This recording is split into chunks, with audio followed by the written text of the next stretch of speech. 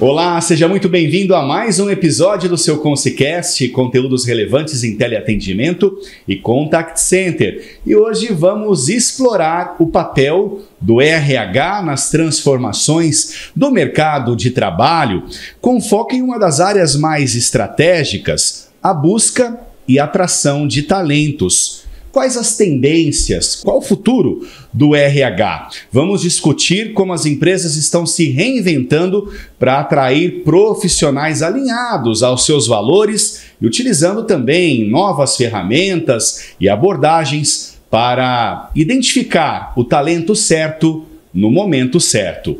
Para fazer esse bate-papo com a gente, eu converso com a gerente de RH, a Ingrid Portela. Ingrid, olá. Obrigado pela sua participação aqui no Consecast. Obrigada. Tudo bem? Boa tarde, tudo bem. Prazer estar com você aqui nesse episódio do Consecast para falar um pouco de recursos humanos. Conta um pouquinho quem é a Ingrid. Ai, quem é? Essa pergunta é profunda, hein? Profunda. Eu não posso entrar muito nesse detalhe, mas sou psicóloga de formação, trabalho na área de recursos humanos há 20 anos, depois de alguns anos tem uma área que me interessa muito, assim, me interessa muito porque é muito do contexto atual, que é a área de saúde mental. Eu fiz uma pós-graduação e especialização na área de desenvolvimento humano e saúde mental. Enfim, estou mergulhada no ambiente organizacional já há bastante tempo, vendo um pouco das transformações que vem acontecendo mesmo nos últimos anos, né? E essa área chegou a você como e quando? Eu estava na faculdade e tinham muitas disciplinas, né? Enfim, que tinham vieses, traziam um pouco do olhar organizacional e eu sentia uma atração, uma vontade de conhecer aquela área.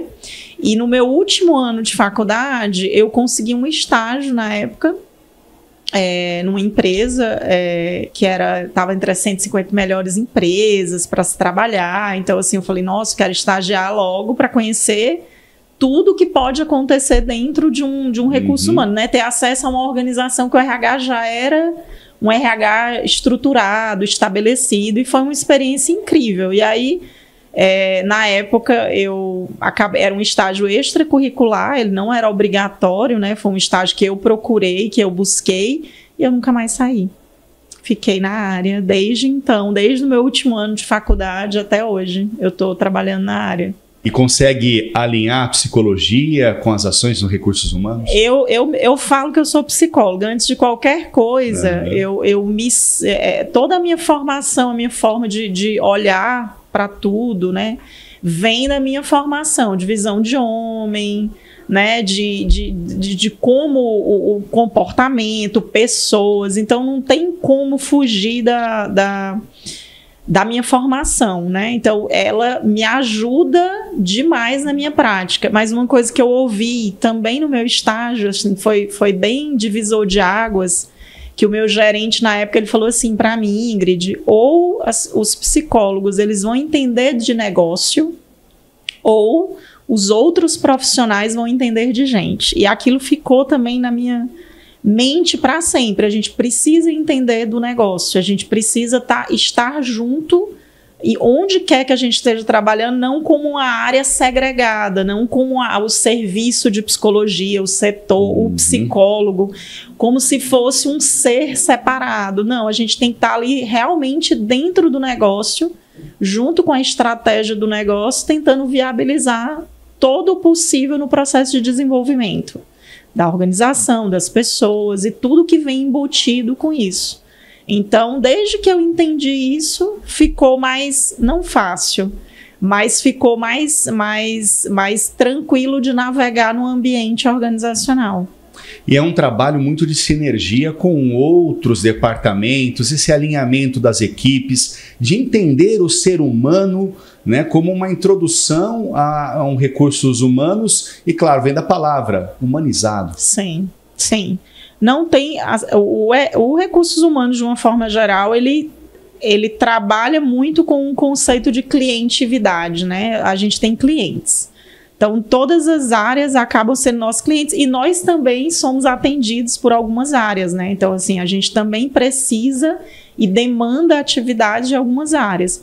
Então, um exemplo, assim, que está super em alta e que só se fala nisso, né, é a inteligência artificial. Então, assim, eu não tenho formação nem capacidade, brinco, sou de humanas, não consigo nem brincar de criar alguma coisa, mas sou alguém que demanda, né, dessa área, desse saber, desse conhecimento. Então, assim, num projeto recente que nós estamos implantando, a gente já está trazendo a inteligência artificial para dentro do processo seletivo, por exemplo. Então, assim, a gente já construiu uma ferramenta, a gente está no processo de ensinar, né, da aprendizagem que a inteligência demanda para nos apoiar no processo operacional. E eu quero saber do nível de confiabilidade da inteligência artificial, né, de trazer ferramentas, né, que facilitam o trabalho dos recursos humanos. Mas vamos começar aqui das ações de base dentro da Consilig. Qual é o trabalho da Ingrid? Como que é a equipe da Ingrid? Quais as frentes de trabalho que você desempenha aqui na empresa? Então, eu cuido de algumas subsistemas específicos, né, hoje dentro da estrutura. Então, eu tenho o subsistema de atração, né, atração e seleção de pessoas, o subsistema de acompanhamento desse processo, não do processo de desenvolvimento completo. A gente tem uma outra área que está tocando diretamente o trabalho de treinamento, de formação de líderes, né? Que é uma par minha que está tocando diretamente esses projetos, mas enviesadamente não tem como separar muito as áreas. Uhum. Então a gente toca muitas ações do integrar esse funcionário, de acompanhar esse funcionário para que ele tenha uma adaptação, para que ele consiga atingir o seu potencial aqui dentro, digamos assim. Então, assim, todo mundo que entra traz algo, né, junto consigo, sua história, sua experiência, sua vontade, qualquer coisa que venha, porque não necessariamente as pessoas trazem experiência profissional. Elas podem vir simplesmente com muita vontade de aprender, de estar aqui, de ter a sua primeira oportunidade.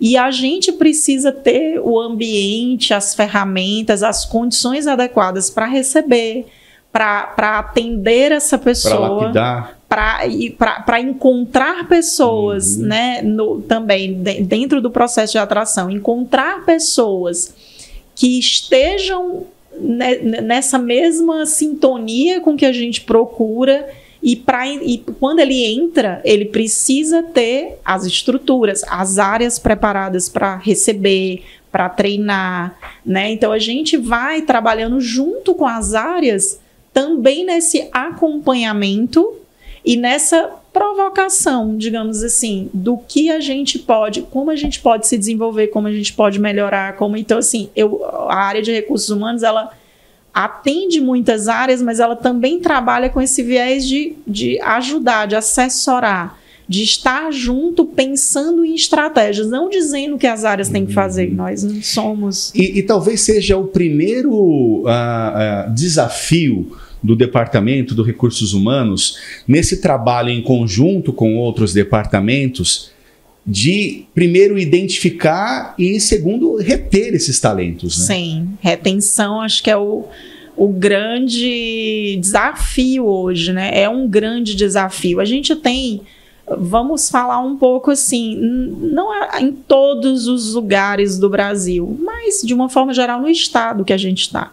A gente tem um estado com índice de desemprego relativamente controlado, né, em relação à taxa de desemprego, ela tem caído, e também a gente tem um estado próspero. O estado de São Paulo é um estado próspero. Então, assim, a gente tem uma disputa, né, por ter as melhores pessoas, a gente disputa com várias empresas por ter as pessoas, e a gente começa... às vezes, num lugar da formação mesmo. A gente começa, às vezes, com jovens, de 16, de 17 anos que vão iniciar a vida profissional, e a gente está ajudando ali a lapidar, né, a construir aquela história com ele, e a gente pode fazer parte dessa história de forma duradoura também, né, oferecendo as oportunidades, oferecendo um ambiente desafiador para aquelas, né, necessidades que as pessoas têm. E quando a gente dá match, né, quando a gente encontra pessoas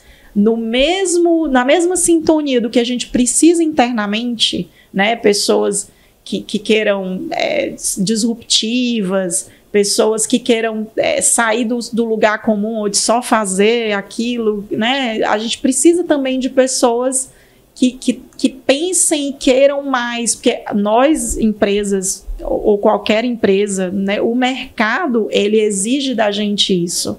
O mercado, ele exige da gente estar adaptado, antenado com tudo que está acontecendo, inovando, porque a tecnologia ela acelerou muito isso, né, na vida. E pelo lado do colaborador que chega à empresa, ele precisa encontrar também um ambiente vibrante, um ambiente que ele consiga desempenhar, e ele fala, poxa, aqui eu estou no ambiente certo. Que é o clima. Né, que a gente ter um clima, um ambiente de trabalho adequado, um ambiente de trabalho em que as pessoas se sintam bem, se sintam seguras, se sintam acolhidas também, se sintam uma pessoa trabalhando numa empresa, né?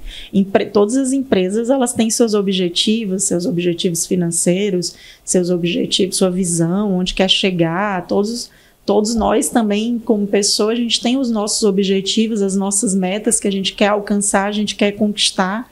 E aqui, principalmente, ela tem esse ambiente leve, é uma das coisas que a gente mais escuta nos acompanhamentos que a gente faz com as pessoas, com os colaboradores, para poder identificar novas oportunidades e possibilidades. É uma das coisas que é gostoso, né? É um ambiente de trabalho leve, é um ambiente de trabalho agradável às lideranças de uma forma geral. Então, para que a gente construa tudo isso, tem todo um trabalho, né? Tem todo um trabalho de desenvolvimento, de gestão, que é tocado com esses líderes, para poder levar essa cultura que a empresa quer dar.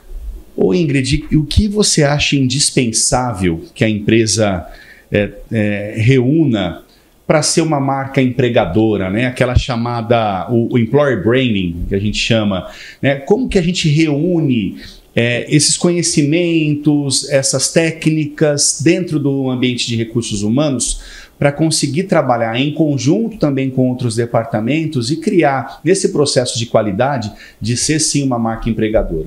Eu acho assim, principalmente o marketing, eles nos apoiam muito nessa gestão e nesse cuidado, né? Mas a marca empregadora, ela é muito no nosso dia a dia, ela é muito do que a gente está fazendo aqui, das nossas políticas de remuneração, das nossas políticas de benefícios, do nosso ambiente de trabalho, né? Então, toda a forma com que a gente vem conduzindo a nossa atuação, ela vai respaldar na nossa imagem, ela vai respaldar dentro e fora da organização.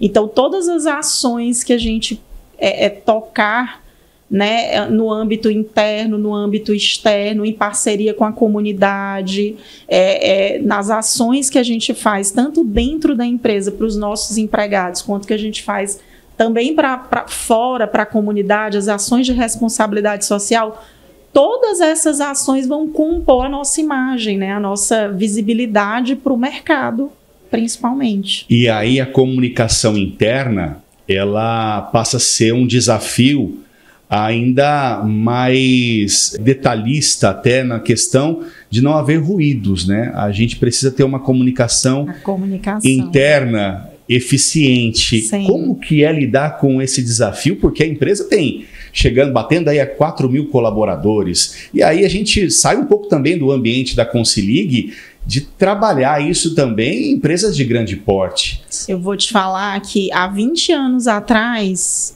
comunicação era um desafio. Hoje, comunicação é um desafio. Ela sempre vai ser o nosso desafio. Uhum.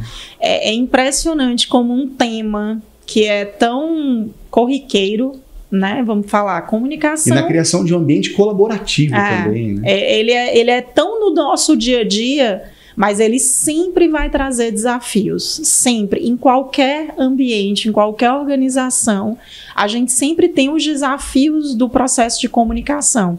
Então, assim, falando um pouco até da minha gestão, né?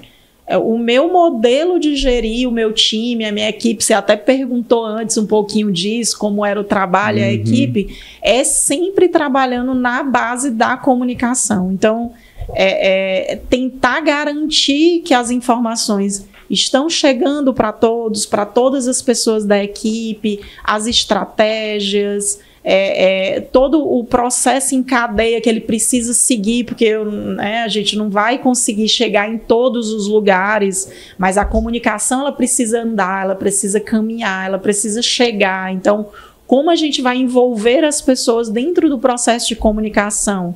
Então, são tantos as formas e os desafios dentro do processo de comunicação, e eu acho que assim, dentro de RH a gente tem uma responsabilidade grande, né? Tem as outras áreas envolvidas, a área de marketing, os líderes, toda a equipe de gestão, ela contribui no processo, né, de comunicação, de engajamento das pessoas, das informações relevantes chegarem para todos, de democratizar a informação.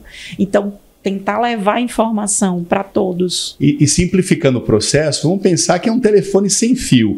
E é importante esse olhar atento nos diferentes segmentos para que a mensagem possa fluir de uma forma ininterrupta, né? Sim. É a garantia, né? Eu acho que como líder, principalmente, eu acho que todos os líderes, eles têm esse papel importantíssimo, que é a garantia do entendimento. Né? Se eu, enquanto líder, enquanto um responsável de uma equipe, de uma área, eu entendo o porquê, o motivo, a importância daquela comunicação, cabe a mim reforçar, entender com o meu time se todos estão compreendendo aquela comunicação, se ela chegou de forma adequada, se é um processo que a gente depende de todo mundo. Porque, vamos falar assim, a gente tem 1000 formatos de comunicação. Eu posso mandar um e-mail, eu garanto que a pessoa recebeu, ela leu? Não, eu não garanto. Eu posso soltar um comunicado corporativo. Eu garanto que a mensagem chegou? Não, eu não garanto. Eu posso colocar a mensagem nas televisões espalhadas em toda a empresa. Se o colaborador não parar para ler, eu garanto que aquela mensagem chegou para ele? Então, a gente volta de novo. Eu posso ter todas as ferramentas inimagináveis de portais, de comunicação. Mas acho que o líder é alguém que ele sustenta a comunicação que de fato ela chegue aonde ela precisa chegar. Ele reforça, né? Entendi. E no seu mecanismo, claro, na experiência do dia a dia, o que não pode faltar? Qual é a ferramenta principal, além, claro, da comunicação? O que você encontrou dentro de todos os mecanismos para você garantir essa sinergia de que todo mundo fale a mesma língua? Né? O que você pode destacar de um mecanismo principal na área de atuação de recursos humanos? Você fala, olha, isso aqui é imprescindível em todos os momentos e isso aqui tem que ser o zero para a gente começar uma boa comunicação. Olha, principalmente com equipes distribuídas, né? Não está centralizada para você ter uma comunicação direta, eu acho que o telefone. Né? O telefone hoje, assim, para muitos modelos de trabalho à distância que a gente precisa acompanhar, o telefone ele é bom e ele é ruim, né? Às vezes você está aqui, mas você tem que estar conectado o tempo inteiro com pessoas que estão em outros lugares e você deixa às vezes de olhar até ao redor o que está acontecendo, que você precisa tem um nível de conexão que envolve múltiplos lugares, múltiplas equipes, múltiplas pessoas. Então, é um desafio. Mas hoje assim, acho que não dá mais para trabalhar sem, né? Para não ter isso hoje funcionando ali no processo. Eu não consigo imaginar telefone, primeiro. Claro que tem e-mail, que tem ferramentas de reuniões online que a gente utiliza também para comunicar, para falar.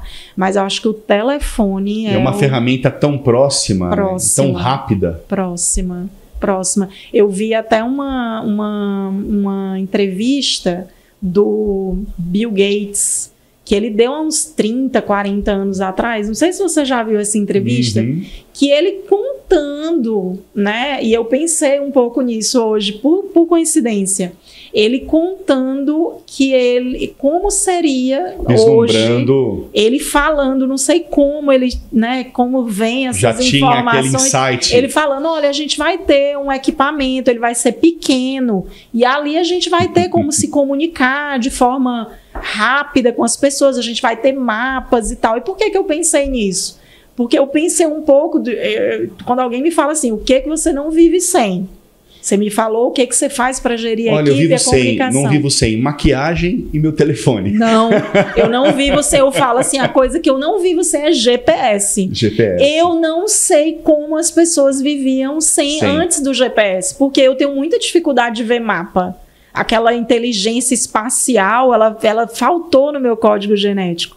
Então, sem o GPS, eu não seria quem eu sou hoje. Eu não me mudaria de cidade, porque como eu iria me locomover, me adaptar, como eu iria viajar, como eu iria fazer tantas coisas. Às vezes viajar para um país diferente que você coloca lá e ele te dá todas as informações para onde você precisa ir, ou o metrô que você precisa pegar. Então eu falo assim, eu não vivo sem um GPS.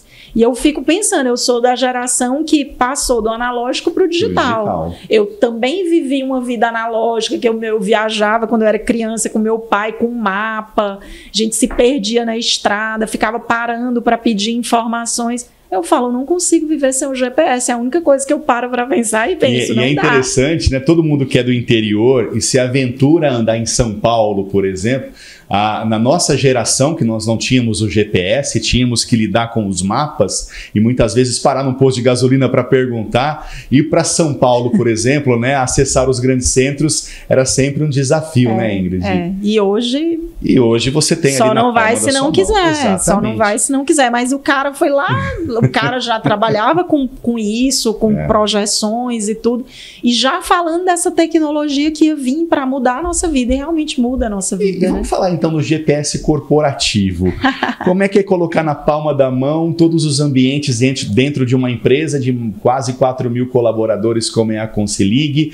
Quais as ferramentas? Qual é a tecnologia? A gente sabe que tem o ATS, né, que é aquele software de recrutamento e seleção. Temos também inteligência artificial. Conta um pouquinho como a Ingrid, que veio lá da geração analógica digital e chega agora com tantas ferramentas, gerenciando também uma turma que é uma geração mais nova, totalmente que está ali digital, na palma da mão.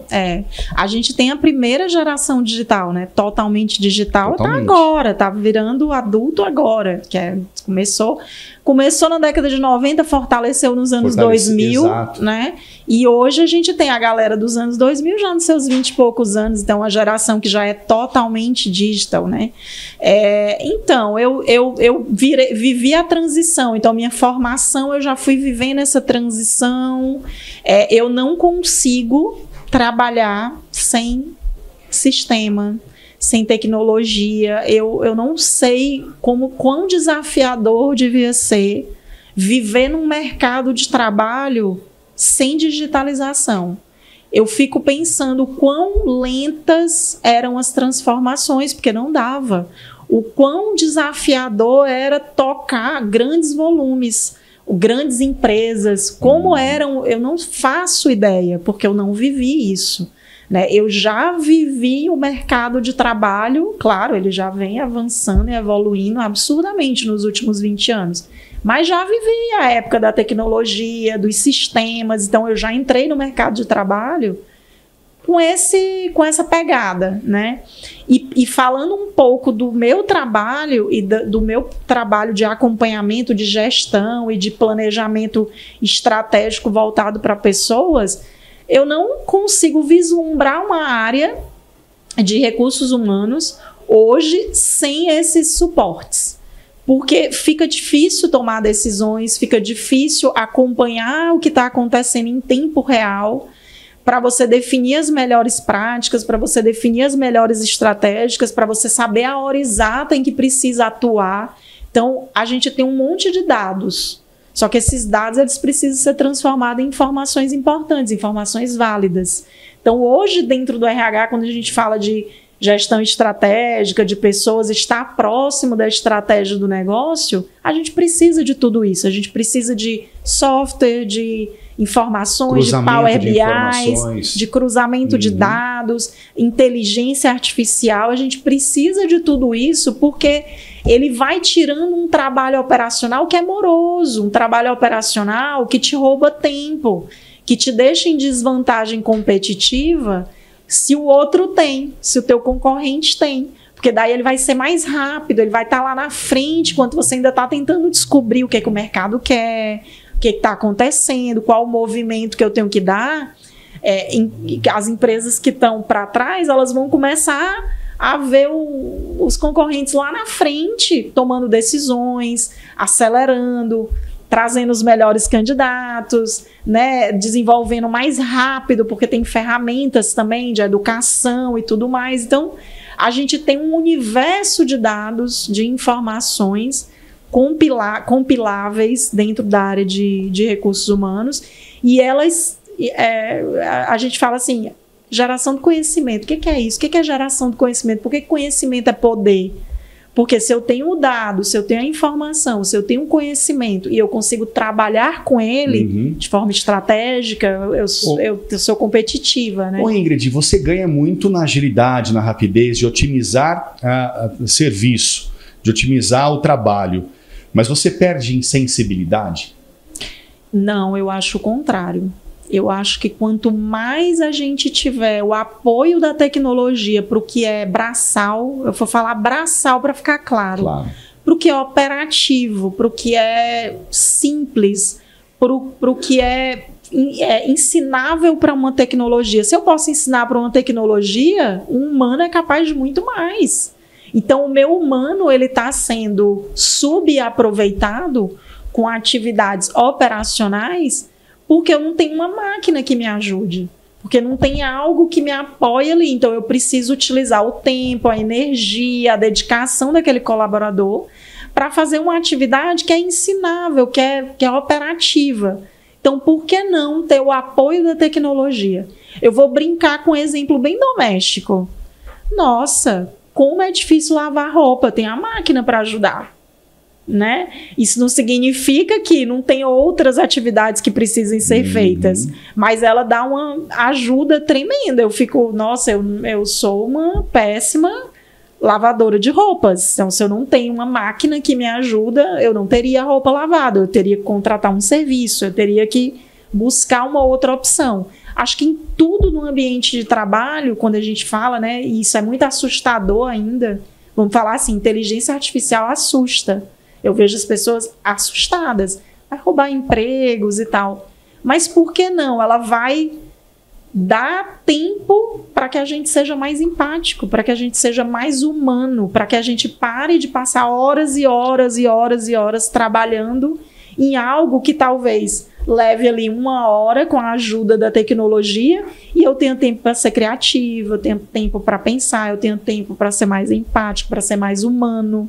Então, eu acho que ele vai devolver, nos ajudar e nos tornar um pouco mais humanos, porque eu não estou mais tão desgastado com atividades que são facilmente resolvíveis, né, com outras tecnologias. Mesmo porque o padrão de qualidade e as ações nesse campo, elas se adaptam muito mais rapidamente ao dia a dia e às informações que chegam, novas informações que chegam no ambiente de trabalho. Sim.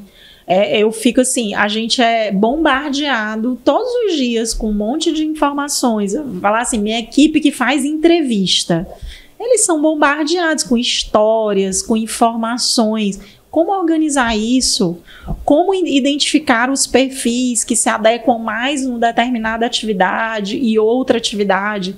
Quando eu começo a transformar isso em dados de sucesso, em taxa de sucesso, essa pessoa desse perfil, ela se adapta melhor aqui. Aqui eu tenho uma pessoa que, nossa, que ela chega no máximo do seu potencial. Quando eu começo a entender quem são, qual o perfil, de onde vem, quando eu tenho ajuda para organizar esses dados de uma forma mais ágil e dar mais eficiência para o processo, eu tenho uma ajudante que me tira dias e dias e dias de trabalho. Então, eu só posso pensar como ajuda e não como roubador ou como talvez robotização das pessoas. Não, eu acho que as pessoas elas precisam realmente estar disponíveis para o que é importante. É importante. E você sabe que nesse trabalho de equipe do marketing com o RH, e eu nesse trabalho aqui, né, trabalhando ativamente no endomarketing, né, nesse marketing nas TVs, na comunicação interna, a gente percebe o quanto é importante se atualizar, principalmente no que o jovem está pensando, né? No modelo do jovem de pensamento, do raciocínio, aonde o jovem está inserido como sociedade, cultural, social. E aí vem um outro desafio. A gente trabalha e precisa alcançar taxas cada vez menores de absenteísmo, taxas maiores de NPS, evitar muito turnover. São desafios diários que a gente precisa enfrentar em conjunto, endomarketing, recursos humanos. Sim, né? Não tem como, e o marketing é incrível, eu fico... E como lidar então com essas habilidades comportamentais que a gente lida diariamente com pessoas de diferentes ideologias, diversidade, falando também da inclusão, dessa parte do ESG, por exemplo, Ingrid? Então, a diversidade e a inclusão, a gente pensa assim, as organizações, elas está entrando na estratégia isso. Por quê? Porque quanto mais formas de pensar diferente, mais eu vou alcançar. Se eu só trabalho com iguais, que pensam igual, e que tudo é igual, a organização ela fica pouco criativa, pouco inovadora, porque todo mundo pensa igual, todo mundo... E aí é um risco enorme, né? Mas se eu tenho pessoas trazendo visões de mundo diferentes, posições diferentes, eu consigo alcançar o máximo que eu posso na sociedade de uma forma geral. Então, falar de diversidade e inclusão é também olhar com várias frentes diferentes, né? Então, é diferencial competitivo hoje. Acho que quando a gente olha assim, as grandes organizações, né, as empresas realmente antenadas com o mercado atual, elas estão sempre olhando para isso, né? O público feminino, ele é imenso, né? Aí a gente vai para tantas frentes hoje que existe, a população está envelhecendo. A nossa expectativa de vida aumentou, né? Então, já tem um nicho, tem países com a população idosa maior do que a população mais jovem. Quais são os novos desafios? Recente eu vi, né? Eu gosto muito de ler umas coisas aleatórias, mas que está crescendo o mercado de... Tem idosos, acho que é no Japão, se eu não me engano, é lá na região lá, que eles estão falecendo sozinhos, literalmente sozinhos. Tem pessoas que passam mais de um mês para serem identificadas nas suas respectivas casas, e tem empresas que fazem esse trabalho. Então, é mórbido, mas a gente tem que pensar sobre isso. A gente tem que pensar que não é mais só uma população jovem que existe. Existem vários nichos, várias configurações novas acontecem, configurações de famílias.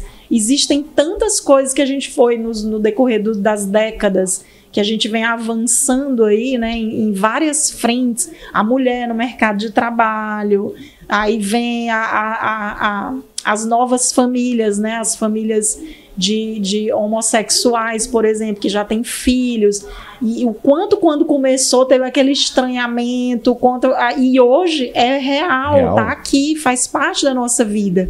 Então a gente tem que ir se adaptando a essas mudanças que a vida, tudo vai acontecendo, e a empresa ela não pode ser aquele lugarzinho esquecido ou que não comporta tudo isso, que não comporta essas mudanças sociais também que estão acontecendo. E olha então a quantidade dessas modificações diárias e muito rápidas para o nosso dia a dia até, Sim. né? E as perspectivas? O que você vislumbra nesse cenário seu profissional daqui 10 anos? Né? Nesse cenário dos 50 mais bem atuante nos departamentos, principalmente aqui na Consilig, né? Essa receptividade da Consilig tem para as pessoas mais experientes, na inclusão, na diversidade, né? O que você vislumbra para daqui 10 anos? Olha, Ingrid? eu queria ser bem Bill Gates, sabe? Porque às vezes eu vejo assim, eu penso em algumas coisas que me preocupam, e que eu ainda não tenho, deixa eu falar, eu ainda não tenho prognósticos, né? Eu me preocupo com o envelhecimento da população, principalmente no Brasil, porque eu acho que o Brasil ele é diferente de outros países do mundo. Acho que o envelhecimento, não romantizando os outros países, mas o envelhecimento no Brasil ele ainda é um tema culturalmente difícil. É difícil em todos os lugares, sim. Porém, acho que o Brasil ele tem ainda um cultural muito forte com a população jovem, sabe? O jovem tudo se pensa para o universo jovem. Eu acho que isso é um amadurecimento que o Brasil precisa construir, e aí isso é fruto mesmo. Tem muitos estudos sobre isso, sobre a nossa preocupação com o envelhecimento, como o brasileiro não quer envelhecer, como se não fosse natural, né? Se eu envelheço, significa que eu estou vivendo, e eu posso viver bem. Então, hoje tem todo esse movimento da saúde, a saúde mental, ela veio chamar que não é só... A saúde mental ela é um conjunto, ela não depende só da mente, ela depende de eu ter um corpo que atenda também a minha demanda. Eu cuidar da minha saúde de uma forma integral ajuda na minha qualidade da saúde mental. Então, eu me alimentar bem, eu ter um hábito de atividade física é extremamente importante para eu ter também uma saúde mental. Então, quando a gente começa a olhar que está tudo interligado, que está tudo juntinho, né, vai perpassando. Me preocupa a educação. A educação, a educação no Brasil, que é onde eu estou, então me preocupa bastante. Eu acho que a gente tem alguns estudos trazendo um pouco da queda do QI de uma geração para outra, que foi uma coisa que aconteceu, e aí estão começando a descobrir que é também fruto dessa digitalização, desse excesso de tecnologias. Então hoje tem muitas escolas recuando, tem muitas escolas retirando um pouco a tela, esse excesso, a informação. Nossa, o volume de informação que a gente tem é assustador. Porque como saber qual é a informação importante, qual é a informação real, qual é a informação relevante, o que não é fake news? A gente tinha um pouco mais de dificuldade, né? Por exemplo, quando eu era criança, eu precisava pesquisar em livros, enciclopédias. Hoje a gente tem o Google, né? Então... Nossos pais investiam em enciclopédias. Nossa, você lembra, né? Ele não lembra, mas... É verdade. Quem está assistindo a gente pode não saber o que é uma enciclopédia. Muitos não saberão, né? Mas, assim, tem muito isso também, que acho que vai trazendo menos desafios, sabe? Eu vou falar em desafios. Mas são todas coisas tão novas, porque é tudo tão novo, que as descobertas também estão sendo novas. Então, tudo que está sendo estudado, pesquisado, ele está começando, porque os resultados eles estão chegando agora. Sim. Então, não tinha... Talvez lá atrás ninguém conseguiu prever isso, a gente só pensou no lado positivo. Mas nem tudo é só positivo, né? Todas as ações elas vão trazer coisas excelentes, maravilhosas, mas também até um remédio que a gente toma. Tem lá os efeitos colaterais. porque é uma droga, então ele vai dizer, vai fazer bem aí para tua dor de cabeça, mas olha aqui os efeitos colaterais, eu amo ler bula. Então eu vejo lá, às vezes a gente lê, eu fico com medo, não, será que eu estou tendo o efeito colateral que eu li que eu ia ter? Mas nem tudo é só bom, e aquele remédio às vezes que vem para te ajudar e para te curar, ele também pode trazer um outro efeito colateral. E na construção do nosso emocional como um todo, né, Ingrid? Sim, sim.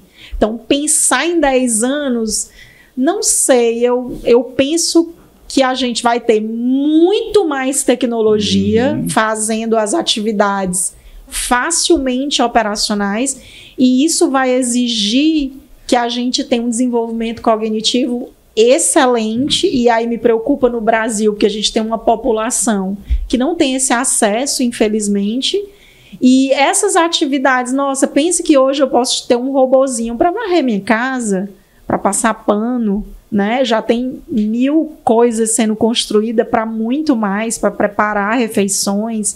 Então, a gente para e pensa, e aquela pessoa que não estudou?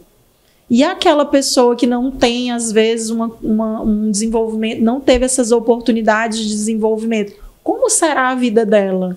O que é que ela vai viver? Essa preocupação com o social, com essas populações menos favorecidas. Porque quem está desenvolvendo o seu intelecto, a sua cognição, as suas habilidades, ela vai ter um espaço enorme para chegar no máximo do seu potencial, porque aquelas atividades que ficavam ali roubando o nosso tempo, elas vão ser substituídas pela tecnologia, porque dá para ensinar, porque é fácil, porque é operativa. E aqui no país isso precisa passar por boas práticas de políticas públicas. Precisa. Infelizmente, as nossas políticas públicas para abraçar essa população ainda não são suficientes. Precisa. Né, por isso que quando eu paro para pensar, me dá um pouco de preocupação, me dá um pouco de medo. Eu penso nas coisas boas que virão, que estão vindo, que eu tenho acompanhado, né, na minha carreira, mas eu penso também nas consequências dessas coisas boas, que para mim são coisas boas, óbvio, mas que para muitos não, porque a gente também vive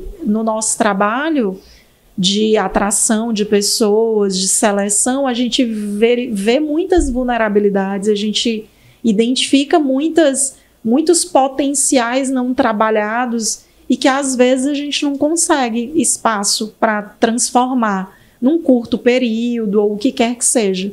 Então, acho que falar de daqui a 10 anos me traz um pouco dessa angústia também do que será, né, principalmente olhando para o meu país. Hoje a gente fala muito de doenças mentais, de saúde mental, é meme, é brincadeira, né?